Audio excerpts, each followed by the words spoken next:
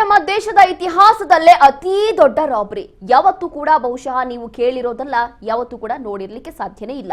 ಅಂತಹ ಒಂದು ದೊಡ್ಡ ರಾಬರಿ ಇದು. ಹೌದು, 400 ಕೋಟಿ ರಾಬರಿ ಪ್ರಕರಣಕ್ಕೆ ಸಂಬಂಧಪಟ್ಟಂತೆ, ಅದರಲ್ಲೂ ಕೂಡ ಬೆಳಗಾವಿ ಗಡಿಯಲ್ಲಿ 400 ಕೋಟಿ ರಾಬರಿ ಪ್ರಕರಣಕ್ಕೆ ಸಂಬಂಧಪಟ್ಟಂತೆ ಇದೀಗ ಬೆಳಗಾವಿ ಎಸ್ಪಿ ಕೆ ರಾಮರಾಜನ್ ಸುದ್ದಿಗೋಷ್ಠಿ ನಡೆಸುತ್ತಿದ್ದಾರೆ.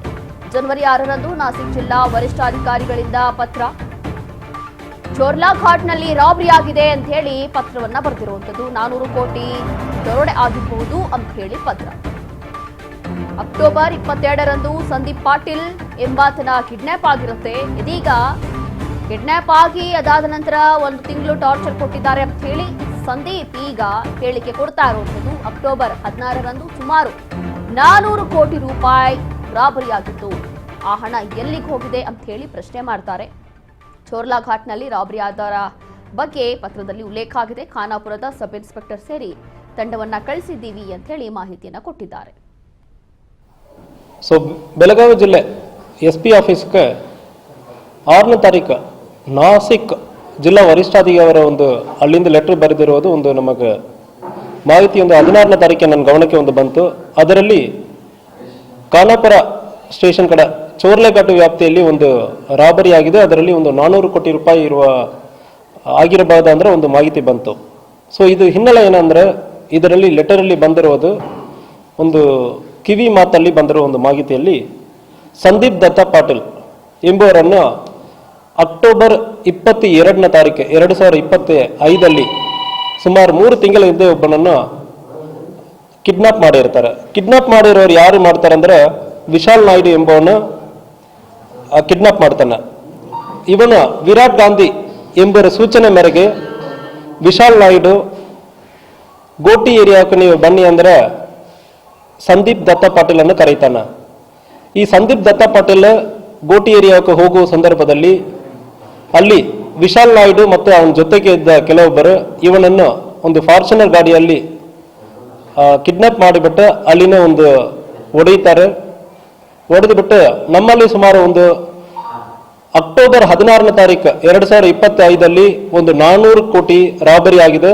ಅದರಲ್ಲಿ ನೀವು ಕೂಡ ಭಾಗಿಯಾಗಿದ್ದಾರೆ ಅಂದ್ರೆ ನಮಗೆ ಡೌಟ್ ಇದೆ, ನೀವೇ ಮಾಡಿದಿರ ಅಂದ್ರೆ ಎಲ್ಲಿ ಹೊಡೆಯುತ್ತಾರೆ. ಹೊಡೆದಾದ ಮೇಲೆ ಅವನನ್ನು ಬಿಡ್ತಾರೆ. ಸ್ವಲ್ಪ ಟೈಮ್ ಆದ್ಮೇಲೆ ಅವನನ್ನು ಮನೆ ಸುತ್ತಮುತ್ತ ಹೋಗಿ ಫಾಲೋ ಅಪ್ ಮಾಡ್ತಾರೆ. ಅದು ಮುಗಿದ ನಂತರ ಅವನಿಗೆ ಮತ್ತೆ ಕಾಲ್ ಮಾಡಿ ಇರ್ತಾರೆ.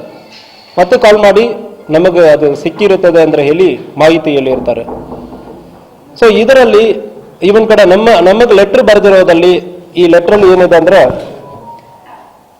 ಈ ಕಿಡ್ನಾಪಕ್ಕೆ ಕಾರಣ ಇವನು ಒಂದು 400 ಕೋಟಿ ರೂಪಾಯಿ ರಾಬರಿ ಮಾಡಿರೋದಲ್ಲಿ ಭಾಗಿಯಾಗಿರೋದಾಗಿ ನಮಗೆ ಬಂದಿದೆ ಅಂತ ಪೊಲೀಸರು ನಮಗೆ ಲೆಟರ್ನ ಬರೆದಿರ್ತಾರೆ. ಬೆಳಗಾವಿ ಇದು ಚೋರ್ಲೆಘಾಟ್ ಅಂದ್ರೆ ಬರೀತಾರೆ. ಇದರಲ್ಲಿ ಇದು ಬಿಟ್ಟು ಮಾಹಿತಿ ಯಾವುದೂ ಇಲ್ಲ. ಈ ಲೆಟರ್ ಬಂದಾದ ನಂತರ ನಾವು ಇಲ್ಲಿಂದ ಒಂದು ನಮ್ಮ ಸಬ್ ಇನ್ಸ್ಪೆಕ್ಟರ್ ಮತ್ತು ಒಂದು 3 ಜನ ಮರಾಠಿ ಬರೋವರನ್ನು ನಾಸಿಕ್ ಜಿಲ್ಲೆಗೆ ಕಳಿಸಿದ್ದೀವಿ.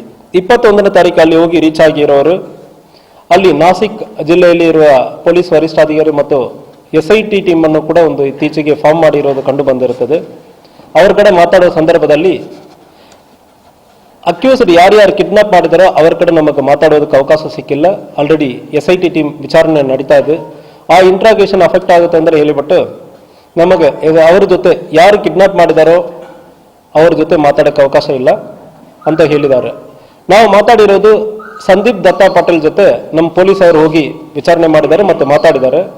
ಅವನು ಹೇಳೋದು, ಸರ್ ನನ್ನ ಕಿಡ್ನಾಪ್ ಮಾಡಿರೋರು ನನ್ನ ಕಡೆ ಹೇಳಿದ್ದಾರೆ, ಇಂತಹ ಒಂದು 400 crore ರಾಬರಿ ಆಗಿದೆ ಅಂದ್ರೆ ಹೇಳಿದ್ದಾರೆ ಅಂತ ಹೇಳಿರೋದು. ಅವನು ಯಾವುದು ನೋಡಿಲ್ಲ. ನೋಡಿ ಇರೋರು ಪ್ರಾಬಬ್ಲಿ ಈ 4 ಜನ ಇಲ್ಲ. ಈ 4 ಜನವನ್ನು ಟೀಮ್ ಕಟ್ಟಿ ಇದು ಮಾಡಿರೋದು ವಿರಾಟ್ ಗಾಂಧಿ ಎಂಬವನು. ಇವರಲ್ಲಿ ಯಾರೋ ಒಬ್ಬರಕ್ಕೆ ಗೊತ್ತಿರಬೇಕು. ಅವರ ಬಗ್ಗೆ ಆಲ್ರೆಡಿ SIT ವಿಚಾರಣೆ ನಡೀತಾ ಇದೆ, ನಮಗೆ ಅವಕಾಶ ಸಿಕ್ಕಿಲ್ಲ. ಇದ್ರ ಬಗ್ಗೆ ನಾವು ನಿಮ್ಮ ಕೋಆಪರೇಷನ್ ಅಡಿಷನಲ್ ಇನ್ಫಾರ್ಮೇಶನ್ ಯಾವುದು ಇದೆ ಅಂದ್ರೆ ಕೊಡಿ ಅಂದ್ರೆ ನಾವು ಮಾಹಿತಿಯನ್ನು ಕೂಡ ಲೆಟರನ್ನು ಕೂಡ ನಾವು ಬರೆದಿದ್ದೀವಿ. ಆಲ್ರೆಡಿ ಪರ್ಸನಲ್ ಆಗಿ ಹೋಗಿ ಭೇಟಿ ಮಾಡಿದ್ದಾರೆ, ನಮ್ಮ ಸಬ್ ಇನ್ಸ್ಪೆಕ್ಟರ್ ಪರ್ಸನಲ್ ಆಗಿ ಭೇಟಿ ಮಾಡಿದ್ದಾರೆ. ನಾನು ಕೂಡ ಈಗ ಲೆಟರನ್ನು ಬರೆದಿದ್ದೀನಿ. ವಿಚಾರಣೆಯಲ್ಲಿ ಮಹಾರಾಷ್ಟ್ರ ಪೊಲೀಸ್ಗೆ ನಾವು ಸಂಪೂರ್ಣವಾಗಿ ಸಹಕಾರ ಕೊಡುವುದಕ್ಕೆ ರೆಡಿ ಇರ್ತೀವಿ. ಒಂದು ವೇಳೆ ಅಫೆನ್ಸ್ ಇಲ್ಲಿ ಆಗಿರೋ ಸಂದರ್ಭದಲ್ಲಿ ಯಾರು ಬಂದು ಕಂಪ್ಲೇಂಟ್ ಕೊಡ್ತಾರೆ ಅಂದ್ರೆ ನಾವು FIR ತಗೊಳ್ಳೋದಕ್ಕೆ ರೆಡಿ ಇರ್ತೀವಿ.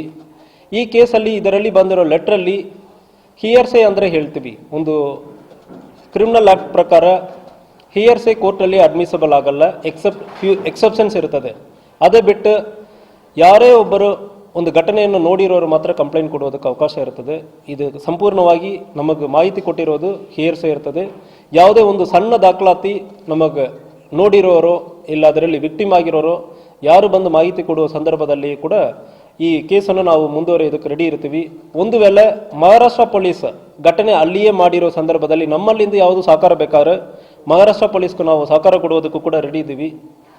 ಎವಿಡೆನ್ಸ್ ಆಕ್ಟ್ ಪ್ರಕಾರ ಈಗ ಇರುವ ಭಾರತೀಯ ಸಾಕ್ಷ್ಯ ಅಧಿನಿಯಮ ಸೆಕ್ಷನ್ 55 ಪ್ರಕಾರ ಇದು ಹಿಯರ್ಸೆ ಅಡ್ಮಿಸಬಲ್ ಇಲ್ಲ ಅಂದರೆ ಹೇಳೋದಕ್ಕಿಂತ ಅದರಿಂದ ಕೇಸ್ ನಾವು ತಗೊಳ್ಳೋಕ್ಕಾಗಿಲ್ಲ. ಯಾರು ವಿಕ್ಟಿಮ್ಸ್ ಅಥವಾ ಇದರಲ್ಲಿ ನೋಡಿರೋರು ಐ ವಿಟ್ನೆಸ್ ಯಾರು ಬರ್ತಾರಂದ್ರೆ ಕೇಸನ್ನು ದಾಖಲು ಮಾಡ್ತೀವಿ. ಅದ್ರ ಜೊತೆಗೆ ಈ ಕೇಸಲ್ಲಿ ಸೆಕ್ಷನ್ 198 ಪ್ರಕಾರ ಈಗ BNSS ಹಳೆಯ CRPCಯಲ್ಲಿ ಈಗ BNSS ಆಗಿದೆ.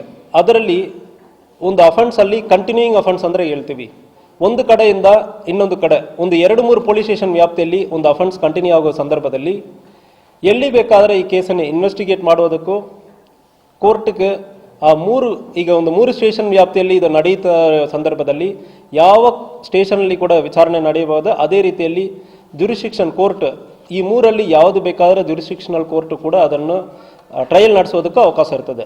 ಅದರಿಂದ ಈ ಕೇಸಲ್ಲಿ ನಾವು ಒಂದು ವೇಳೆ ಮಹಾರಾಷ್ಟ್ರ ಸಂಪೂರ್ಣ ತನಿಖೆ ಮಾಡುವ ಸಂದರ್ಭದಲ್ಲಿ ನಾವು ಸಹಕಾರ ಕೊಡ್ತೀವಿ. ಇದು ಚೋರ್ಲೆ ಘಾಟ್ ಅಂದರೆ ಬರೀತಾರೆ.